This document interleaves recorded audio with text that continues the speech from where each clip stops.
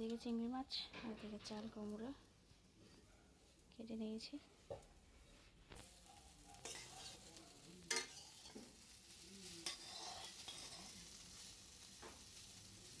এটা একটু ভাজা ভাজা হয়ে একদম লাল হবে, তারপরে এখন কড়াইতে তেল দিয়ে দিয়েছি, গোটা পেঁয়াজ দিয়ে দেবো।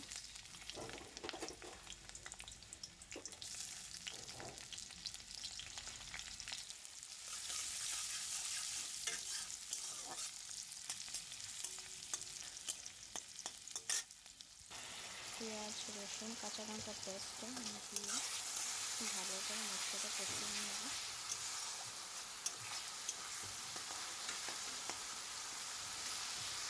স্বাদ মতো নুন দিয়ে দিয়েছি।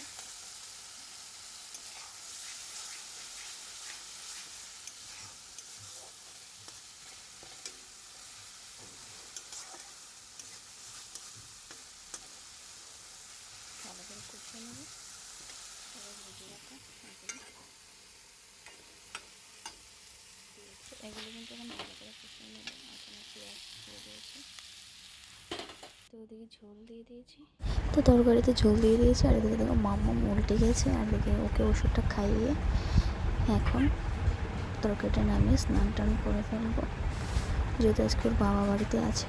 তো চলো বন্ধুরা, ভিডিওটা ভালো লাগলে শেয়ার করো, লাইক করো, কমেন্ট করো, প্লিজ আমাকে একটু তোমরা সাপোর্ট করো। তো চলো, টাটা।